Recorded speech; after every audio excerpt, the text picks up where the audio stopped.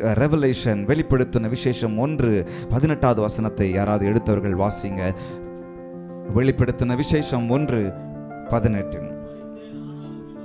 மரித்தேன் ஆனாலும் இதோ சதா காலங்களிலும், ஆமென், ஹல்லேலூயா, சதா காலங்களிலும் என்னவா இருக்கிறேன்? உயிரோடு இருக்கிறேன். அவர் மரித்தார், அது உண்மை. அவர் எனக்காக உங்களுக்காக மரித்தார், அது உண்மை. இன்றைக்கு உயிரோடு அவர் எழுந்தார் என்பதை அநேகர் கேள்வி கேட்பது என்ன? அவர் மரிக்கவில்லை என்று சொல்லுகிறார்கள். அவர் மரிக்கவில்லை, அப்படியே சும்மா பாசாங்கு பண்றாங்க. இது வேற மாதிரி ஆகுது, இது வேற ஆள்மாறாட்டம், அப்படி இப்படின்னு பல காரியங்கள் இருக்கு. என்னென்னவோ செஞ்சு பார்த்தாங்க, என்னென்னவோ கதை கட்டி பார்த்தாங்க, என்னென்னவோ கட்டுக்கதையை இன்னைக்கும் திரிச்சுக்கிட்டு இருக்கிறாங்க. ஆனால் ஆண்டவர் சொல்றார், என் வேதம் சொல்லுகிறது, மரித்தேன். ஹல்லேலூயா. முதல்ல அது முக்கியம், அது முக்கியம், அது உண்மை, அது மேலானது. அவர் மரித்தார் என்பது உண்மை. அவர் மரித்தார் என்பது எவ்வளவு உண்மையோ அவர் சொல்லுகிறார், இதோ ஆனாலும் இதோ சதா காலங்களிலும் நான் உயிரோடு இருக்கிறேன் என்று சொல்லுகிறார். ஹல்லேலூயா. நான் உயிரோடு இருக்கிறேன். அவர் உயிரோடு இருக்கிறார். பாட்டு பாடணும். எம்மா ஒரு சீசர் நடந்துட்டு போயிட்டே இருக்கிறாங்க. என்னாச்சோ ஏதாச்சோ, ஐயோ எங்க கூட இருந்தவர் போயாச்சு, இனி என்ன நடக்க போகுது? இவர் இன்னொரு ஆளா நடந்து போறார். இயேசு உயிரோடு எழுந்த இயேசு என்ன பண்றாரு? இன்னொரு ஆளா கூட நடந்துகிட்டே போயிட்டு இருக்கிறாரு.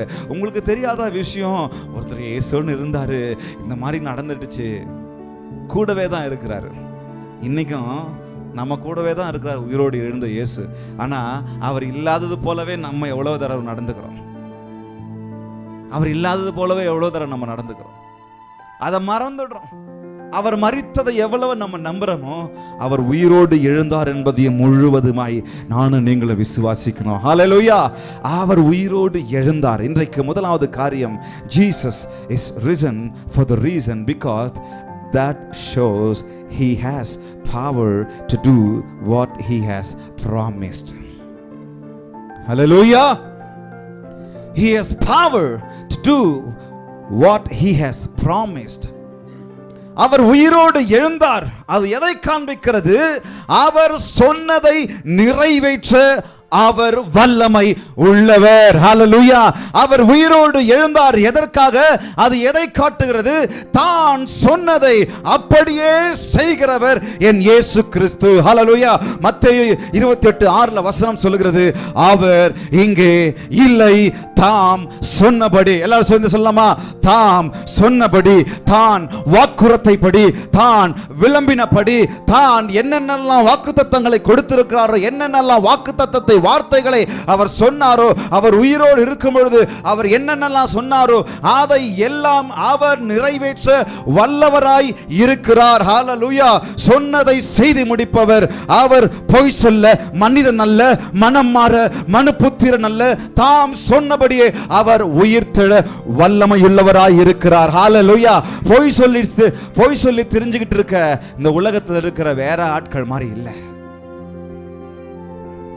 பொய் சொல்ல மனிதன் அல்ல, மனம் மாற மனுபுத்திரன் அல்ல. அவர் சொல்ல ஆகும், அவர் கட்டளையிட நிற்கும். அப்படிப்பட்டவர் தாம் சொன்னதை அவர் செய்ய வல்லவராக இருக்கிறார். அவர் உயிரோடு எழுந்தார். அதை எடை காட்டுகிறது. God has power to do what he has promised. அவர் என்ன எல்லாம் வாக்குத்தத்தத்தை கொடுத்திருக்கிறாரோ, என்னவெல்லாம் வாக்குத்தத்தத்தை உரைத்திருக்கிறாரோ அதை எல்லாம் நிறைவேற்ற, சொன்னதை செய்து முடிக்க அவர் வல்லமையுள்ளவர். அவர் சாதாரண ஆள் இல்ல. பக்கத்துல பார்த்து சொல்லுங்க, அவர் சாதாரண மனுஷன் இல்ல, அவர் சாதாரண ஆள் இல்ல. அவர் சொன்னதை செய்ய முடியாம, ஐயோ இப்படி நடந்துருச்சு அப்படி நடந்துருச்சு, அதனாலதான் வசனம் சொல்லுகிறது, பொய் சொல்ல அவர் மனுஷன் அல்ல, மனம் மாற மனுபுத்திரன் அல்ல.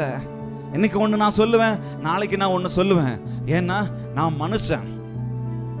ஒவ்வொரு நாளும் என்னுடைய சூழ்நிலைக்கு ஏத்தாற் போல் என்னுடைய வார்த்தை மாறிக்கிட்டே இருக்கும். மனுஷனுடைய வார்த்தை அப்படிதான். நீங்க எவ்வளவு பேர் ஆள வேணாலும் நம்புங்க, எவ்வளவு பெரிய மனுஷனை வேணாலும் நம்புங்க, எவ்வளவு பெரிய ப்ரொஃபஸரை வேணாலும் நம்புங்க, எவ்வளவு பெரிய பாஸ்டரை வேணாலும் நம்புங்க, எவ்வளவு பெரிய ரெவரண்ட் பிஷப் வேணாலும் நம்புங்க, எவ்வளவு பெரிய உயர்ந்த ஆளா இருக்கட்டும், எந்த அதிகாரியா இருக்கட்டும் நம்புங்க. இன்னைக்கு ஒண்ணு நாளைக்கு ஒண்ணு தாங்க. சூழ்நிலை அவங்கள மாத்திரும், சுயநலம் அவங்கள மாத்திரும். எல்லாத்துக்கும் மேல சொன்னதை காப்பாற்றுவதற்கான அந்த சக்தி இருக்காது. ஆனா இந்த தேவன் சொல்றார், மரித்தேன், ஆனாலும் இதோ சதா காலங்களிலும் நான் உயிரோடு இருக்கிறேன் என்கிறார். தாம் சொன்னபடியே அவர் உயிர் தெழுந்தார். அந்த வசனம் அழகா சொல்லப்பட்டிருக்கு. எப்படி உயிர் தெழுந்தாரா? சொல்லாம அவர் செய்யல. அவர் சொன்னதை செய்யாம இருக்க மாட்டார். அவர் சொன்னதை செய்யாம இருக்க மாட்டார். தாம் சொன்னபடி அவரை குறித்த வாக்குத்தத்தங்கள் எல்லாம் நிறைவேறினது. காரணம் என்ன தெரியுமா? He has power to do what he has promised. அவருக்கு அந்த வல்லமை உண்டு. என்னெல்லாம் வாக்குத்தத்தம் கொடுத்திருக்கிறாரோ அதை தாம் சொன்னபடி வாழ்ந்தார். தாம் சொன்னபடி பிறந்தார். தாம் சொன்னபடியே வாழ்ந்தார். அவரை குறித்து என்னென்னலாம் வாக்குத்தத்தங்கள் கொடுக்கப்பட்டுச்சோ அதுல ஒரு பிசகலும் இல்லாம அப்படியே அவர் வாழ்ந்தார். பரிசுத்தராய் தான் சொன்னபடியே வாழ்ந்தார். கடைசி வரைக்கும் தான் சொன்னபடியே தன்னை காத்து கொண்டார். கடைசி வரைக்கும் தன் சொன்னபடியே அற்புதங்களை செய்தார். கடைசி வரைக்கும் தான் சொன்னபடியே அவர் அடிக்கப்பட்டார். தாம் சொன்னபடியே அவர் அவமானப்பட்டார். தாம் சொன்னபடியே இரத்தத்தை சிந்தினார். தாம் சொன்னபடியே சிலுவையில் எப்படி அவர் மரித்து சிலுவை ஏற்றுக்கொண்டு அவர் மரித்தாரோ அதே போல தாம் சொன்னபடியே அவர் உயிர் தெழுதவும் வல்லவராய் இருக்கிறார். ஹல்லேலூயா, ஹல்லேலூயா. மரித்து 3ஆம் நாள் அவர் அப்படியே எழுந்தார். இந்த உலகத்துல நீங்க இஸ்ரேல்ல போய் பார்க்கலாம். ஒரு நாள் அதுக்காக பிரேயர் பண்ணிட்டு இருக்கிறோம். நம்ம எல்லாரும் போனோம். எத்தனையோ பேருடைய கல்லறைகளை பார்த்து, சில சமயத்துல நம்ம இங்க பெங்களூருக்கு போற அந்த கல்லறை பக்கம்லாம் போனோன்னு சொன்னா அதெல்லாம் ஞாபகம் வரும். அங்க எவ்வளோ பேரை அடக்கம் பண்ணியிருக்கிறோம், எவ்வளோ பேரை கல்லறையில் வச்சு ஜெபம் பண்ணி முடிச்சிருக்கிறோம். இந்த மாதிரி ஒரு சம்பவத்தை நாம் பார்க்கல. He is a history maker. அவர் சரித்திரத்திலே ஒரு பெரிய மாற்றத்தை உண்டு பண்ணினவர். எத்தனையோ நான் இயேசுன்னு சொன்னவங்களும் மரிச்சாங்க. தெரியுமா உங்களுக்கு? நான் தான் இயேசு, நான் தான் இயேசுன்னு சொல்லி எவ்வளோ பேர் மரித்தாங்க. அவங்க கல்லறைலாம் அங்கேயே இருக்கு. அந்த கல்லறை மேல புல்லு முளைஞ்சிருக்கு. ஆனா என் தேவனுடைய கல்லறை அங்க ஒருத்தரும் இல்லை, காலியா இருக்கு. இன்னைக்கும் திறந்திருக்கு. நீங்களும் நானும் சொந்த கண்களில் போய் பார்க்கலாம். அவர் அங்க இல்லை. அவர் சொன்னபடி உயிர் தெழுந்தார். காரணம், அவருக்கு தாங்க அந்த வல்லமை உண்டு, வேற யாருக்கும் இல்லை. அவருக்கு தான் அந்த வல்லமை உண்டு. He has power to do what he has promised. அதுல ஒரு உதாரணத்தை நான் உங்களுக்கு சொல்றேன். அவர் சொல்றாரு, இந்த ஆலயத்தை இடித்து போடுங்க. யோவான் 2:19 நான் வாசிக்கிறேன். இயேசு அவர்களுக்கு பிரதியுத்தரமாக, இந்த ஆலயத்தை இடித்து போடுங்கள், 3 நாளைக்குள்ளே இதை எழுப்புவேன் சொன்னாரா? இந்த ஆலயத்தை நீங்க என்ன பண்ணுங்க? இடிச்சு போடுங்க. யூதர்கள்லாம் பார்க்கறாங்க, என்ன சொல்ல வரீங்க நீங்க? பாருங்க, அப்பொழுது யூதர்கள், இந்த ஆலயத்தை கட்ட 40 வருஷம் சென்றதே, நீர் இதை 3 நாளைக்குள்ள எழுப்புவீரோ? அவரோ தம்முடைய சரீரமாகிய ஆலயத்தை குறித்து பேசினார். ஹல்லேலூயா. அவரோ தம்முடைய சரீரமாகிய ஆலயத்தை குறித்து பேசினார். அவர் இப்படி சொன்னதை அவர் மரித்தோரில் இருந்து எழுந்த பின்பு யோவான் அழகா குறிப்பிடுறாரு. அவருடைய சீஷர்கள் நினைவு கூர்ந்து வேத வாக்கியத்தையும் இயேசு சொன்ன வார்த்தையையும் கரங்களை தட்டி சொல்லலாம், விசுவாசித்தார்கள். ஹல்லேலூயா. அப்புறம் நடக்க போறது இப்பவே 2வது அதிகாரத்தில் எழுதிட்டாரு. அப்போ அவர் சொன்னதை நிறைவேற்ற அவர் ஒருவரே வல்லமை உள்ளவர். இன்னைக்கு உங்களுக்கு இந்த உலகத்துல எவ்வளவு பிராமிஸை கொடுத்துருக்கலாம். நான் நிற்பேன், நான் கைப்பிடிப்பேன், நான் கரம் பிடிப்பேன், நான் கடைசி வரைக்கும் இருப்பேன், நான் இவ்வளவு நாள் இருப்பேன், நான் அதை பண்ணுவேன், இதை பண்ணுவேன். அந்த ப்ராமிஸ்லாம் கொஞ்சம் தண்ணியில் தான் எழுதி வைக்கணும். அதை நம்பிக்கிட்டு நான் போனேன்னு சொன்னா என் வாழ்க்கை மிசரபிள் தான். என் வாழ்க்கை மாறி போயிடும். என் வாழ்க்கை நிலை மாறி போயிடும், தடுமாறி போயிடும். மனுஷனுடைய வார்த்தை நானும் நீங்களும் நம்பிக்கிட்டு இருக்கக்கூடாது. ஏன்னா அவங்களுக்கு அதை நிறைவேற்ற வல்லமை இருக்காது, பலன் இருக்காது. சூழ்நிலையும் சுயநலமும் மாற்றிவிடும். சொந்தக்காரன் பந்தகாரம் எல்லாத்தையும் மாற்றி விட்டுருவான். கூட இருக்கிறவன் எல்லாம் குழி பறிச்சு தள்ளி விட்டுருவான். ஆனா ஒருத்தர் இருக்கிறாரு, he has power to do what he has promised. அவர் ஒருவருக்கு மாத்திரம் வல்லமை உண்டு. மரித்த நம்முடைய வாழ்வை மீண்டும் எழுப்ப ஒரே ஒருத்தருக்கு தான் வல்லமை உண்டு. மரித்த என்னுடைய வியாபாரத்தை, என்னுடைய வேலையை அவர் மீண்டுமாய் எழுப்ப அவர் ஒருவருக்கு மாத்திரம்தான் வல்லமை உண்டு. மரித்த என்னுடைய சரீரங்கள் மீண்டுமாய் எழுப்ப அவர் ஒருவருக்கு தான் வல்லமை உண்டு. இந்த வியாதி வந்துடுச்சு, இந்த பலவீனம் வந்துடுச்சு, இந்த பிரச்சனை வந்துடுச்சு, எல்லாம் நல்லா போய்கிட்டு இருந்தது. ஐயோ, திடீர்னு இவ்வளவு பெரிய வியாதியா, இவ்வளவு பெரிய பலவீனமா, ஏன் கடவுள் ஏன் இந்த விஷயத்தை எனக்கு அனுமதிச்சாரு? என் வாழ்க்கை எல்லாமே ஹாஸ்பிட்டல் தானா? என் குடும்பத்தோடு என்னால் வாழ முடியாதா? அப்படின்ற பல கேள்விகள் உங்கள் வாழ்க்கையில் என் வாழ்க்கையில் இருக்கலாம்.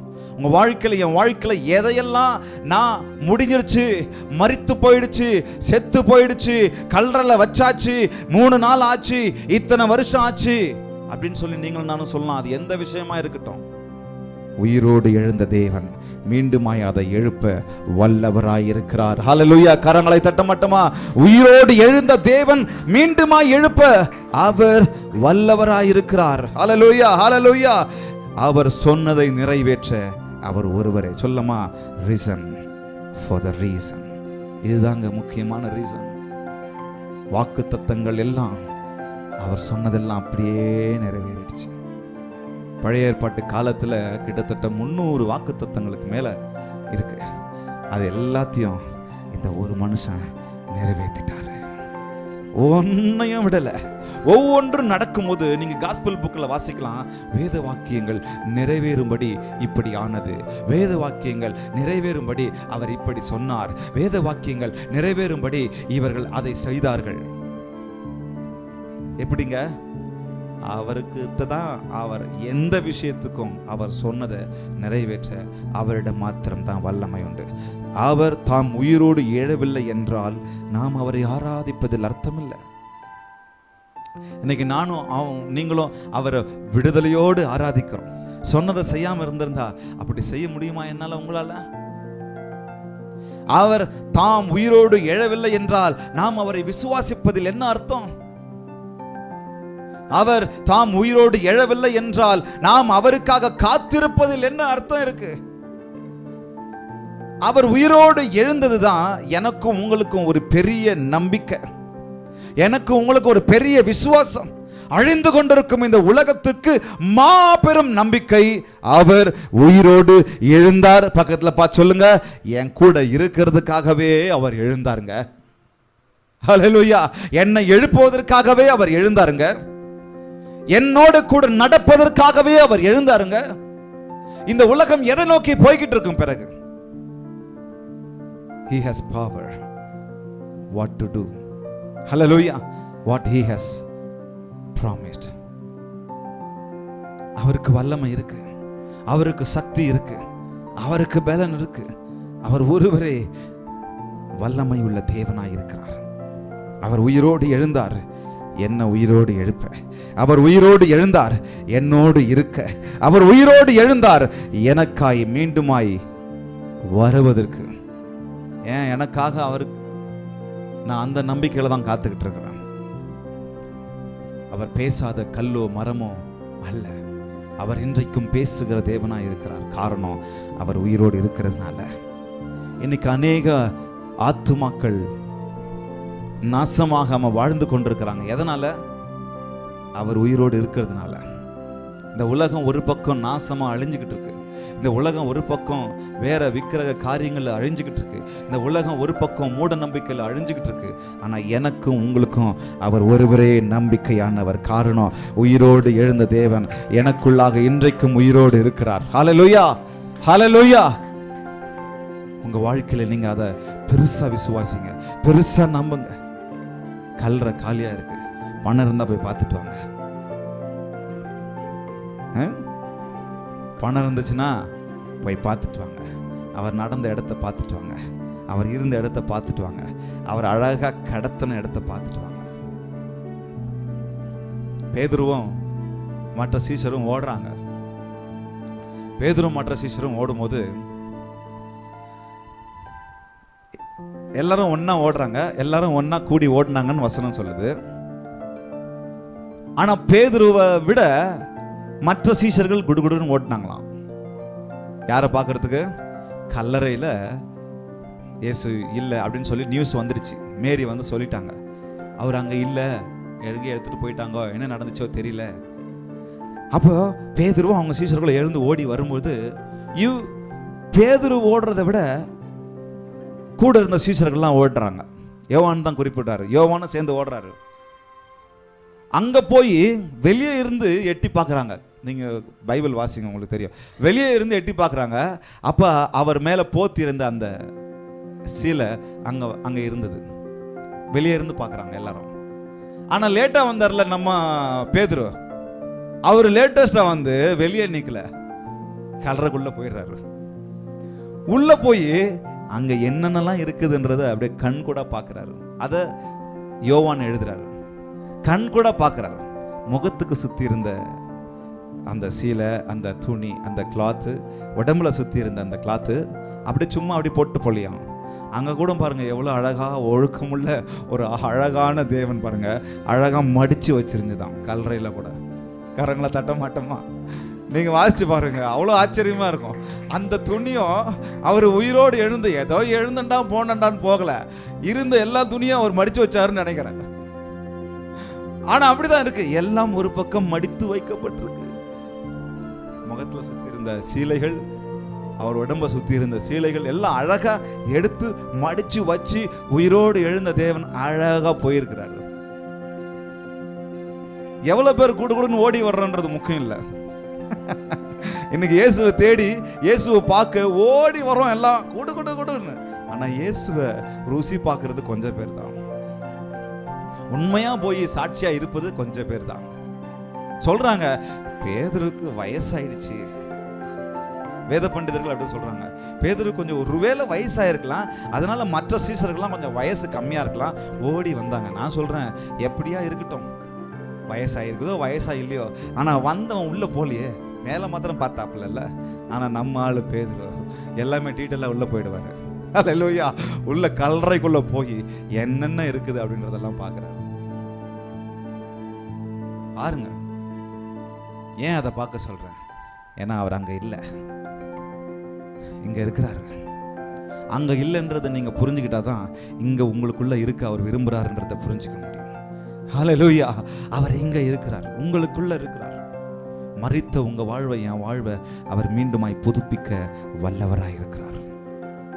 நீங்க நினைக்கலாம் வாழ்க்கை முடிஞ்சிருச்சு, இனிமேல் என்ன நடக்க போகுதுன்னு தெரியல, என் வாழ்க்கையில் என்னதான் பிளான்ல இருக்குதுன்னு தெரியல. நான் பாட்டுக்கு ஒரு பிளான்ல போய்கிட்டு இருந்தேன், எல்லா பிளானும் புட்டுக்கிடுச்சு. சொல்லம்மா என்ன ஆயிடுச்சு?